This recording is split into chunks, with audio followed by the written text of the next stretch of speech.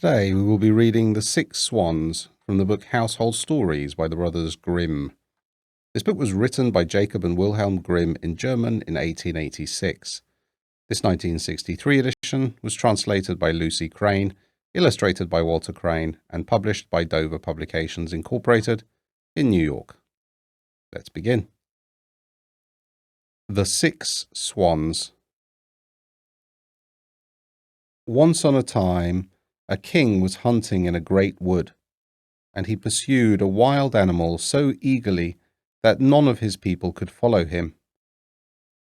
When evening came, he stood still, and looking round him, he found that he had lost his way, and seeking a path, he found none. Then, all at once, he saw an old woman, with a nodding head, coming up to him, and it was a witch. "My good woman," said he, "can you show me the way out of the wood?" "Oh, yes, my lord king," answered she. "Certainly I can, but I must make a condition, and if you do not fulfill it, you will never get out of the wood again, but die there of hunger." "What is the condition?" asked the king.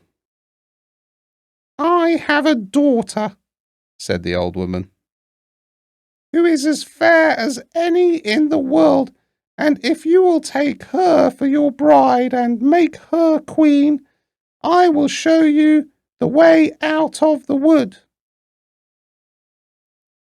The king consented, because of the difficulty he was in, and the old woman led him into her little house, and there her daughter was sitting by the fire.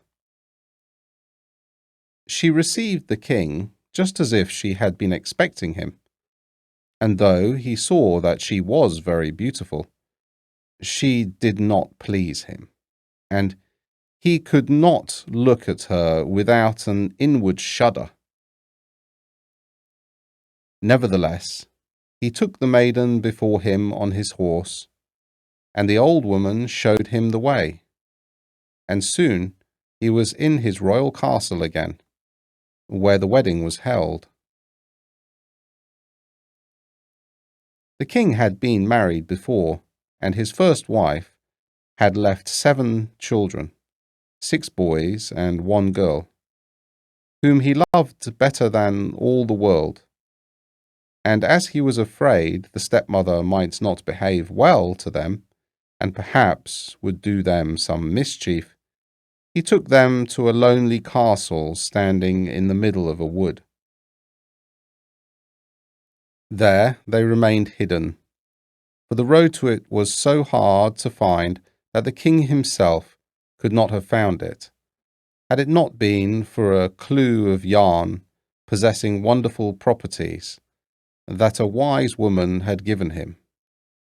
When he threw it down before him, it unrolled itself and showed him the way. And the king went so often to see his dear children that the queen was displeased at his absence, and she became curious and wanted to know what he went out into the wood for so often alone. She bribed his servants with much money, and they showed her the secret, and told her of the clue of yarn, which alone could point out the way. Then she gave herself no rest until she had found out where the king kept the clue, and then she made some little white silk shirts, and sewed a charm in each, as she had learned witchcraft of her mother. And once, when the king had ridden to the hunt, she took the little shirts and went into the wood, and the clue of yarn showed her the way. The children, seeing someone in the distance, thought it was their dear father coming to see them, and came jumping for joy to meet him. Then the wicked queen threw over each one of the little shirts, and as soon as the shirts touched their bodies, they were changed into swans, and flew away through the wood. So the queen went home, very pleased, to think she had got rid of her stepchildren. But the maiden had not run out with her brothers, and so the queen knew nothing about her. The next day the king went to see his children, but he found nobody but his daughter. "Where are thy brothers?" asked the king. "Ah, dear father," answered she, "they are gone away and have left me behind." And then she told him how she had seen from her window her brothers in the guise of swans fly away through the wood, and she showed him the feathers which they had let fall in the courtyard and which she had picked up. The king was grieved, but he never dreamt that it was the queen who had done this wicked deed. And as he feared lest the maiden also should be stolen away from him, he wished to take her away with him. But she was afraid of the stepmother, and begged the king to let her remain one more night in the castle in the wood. Then she said to herself, "I must stay here no longer, but go and seek my brothers." And when the night came, she fled away and went straight into the wood. She went on all that night and the next day, until she could go no longer for weariness. At last she saw a rude hut, and she went in and found a room with 6 little beds in it.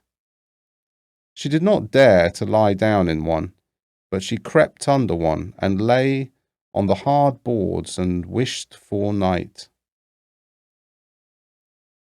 When it was near the time of sunsetting, she heard a rustling sound, and saw 6 swans come flying in at the window. They alighted on the ground, and blew at one another until they had blown all their feathers off, and then they stripped off their swan skin as if it had been a shirt. And the maiden looked at them, and knew them for her brothers, and was very glad, and crept from under the bed. The brothers were not less glad when their sister appeared, but their joy did not last long. "You must not stay here," said they to her. "This is a robber's haunt, and if they were to come and find you here, they would kill you." "And cannot you defend me?" asked the little sister. "No," answered they, "for we can only get rid of our swan skins and keep our human shape every evening for a quarter of an hour, but after that we must be changed again into swans." Their sister wept at hearing this and said, "Can nothing be done to set you free?" "Oh, no," answered they, "the work would be too hard for you. For 6 whole years you would be obliged never to speak or laugh, and make during that time 6 little shirts out of aster flowers. If you were to let fall a single word before the work was ended, all would be of no good." And just as the brothers had finished telling her this, the quarter of an hour came to an end, and they changed into swans and flew out the window. But the maiden made up her mind to set her brothers free, even though it should cost her her life. She left the hut, and going into the middle of the wood, she climbed a tree, and there passed the night. The next morning she set to work and gathered asters and began sewing them together. As for speaking, there was no one to speak to. And as for laughing, she had no mind to it. So she sat on and looked at nothing but her work. When she had been going on like this for a long time, it happened that the king of that country went a-hunting in the wood, and some of his huntsmen came up to the tree in which the maiden sat. They called out to her, saying, "Who art thou?" But she gave no answer. "Come down," cried they. "We will do thee no harm." But she only shook her head. And when they tormented her further with questions, she threw down to them her gold necklace, hoping they would be content with that. But they would not leave off. So she threw down to them her girdle, and when that was no good, her garters. And one after another, everything she had on, and could possibly spare, until she had nothing left but her smock. All was no good. The huntsmen would not be put off any longer, and they climbed the tree, carried the maiden off, and brought her to the king. The king asked, "Who art thou? What wert thou doing in the tree?" But she answered nothing. He spoke to her in all the languages he knew, but she remained dumb.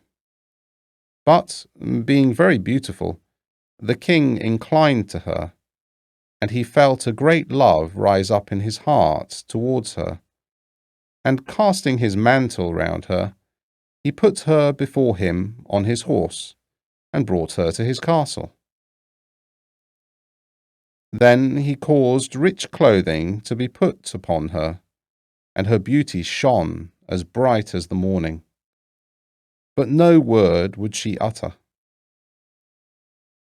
He seated her by his side at table, and her modesty and gentle mien so pleased him that he said, "This maiden I choose for wife, and no other in the world." And accordingly, after a few days, they were married. But the king had a wicked mother, who was displeased with the marriage and spoke ill of the young queen. "Who knows where the maid can have come from?" said she. "And not able to speak a word. She is not worthy of a king." After a year had passed, and the queen brought her first child into the world, the old woman carried it away, and marked the queen's mouth with blood as she lay sleeping. Then she went to the king and declared that his wife was an eater of human flesh. The king would not believe such a thing, and ordered that no one should do her any harm. And the queen went on quietly sewing the shirts and caring for nothing else. The next time that a fine boy was born, the wicked stepmother used the same deceit.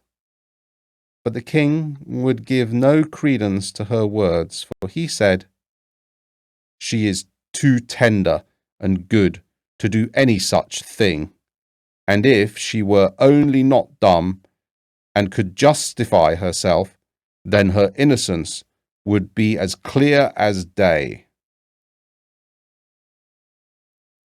When for the third time the old woman stole away the new-born child and accused the queen, who was unable to say a word in her defence, the king could do no other but give her up to justice, and she was sentenced to suffer death by fire. The day on which her sentence was to be carried out was the very last one of the 6th year of the years during which she had neither spoken nor laughed, to free her dear brothers from the evil spell. The 6 shirts were ready, all except one which wanted the left sleeve. And when she was led to the pile of wood, she carried the 6 shirts on her arm. And when she mounted the pile and the fire was about to be kindled, all at once she cried out aloud, for there were 6 swans coming flying through the air, and she saw that her deliverance was near, and her heart beat for joy. The swans came close up to her with rushing wings, and stooped round her, so that she could throw the shirts over them.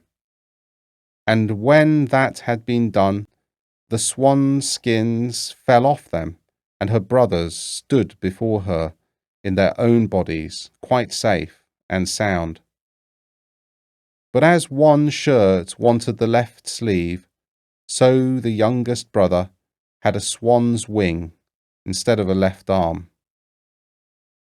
They embraced and kissed each other, and the queen went up to the king, who looked on full of astonishment, and began to speak to him and say,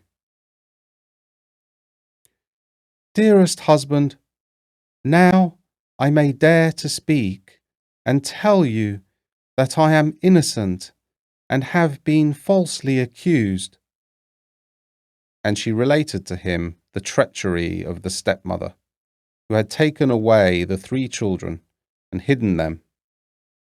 And she was reconciled to the king with great joy, and the wicked stepmother was bound to the stake on the pile of wood and burnt to ashes. And the king and queen lived many years with their 6 brothers in peace and joy. The end.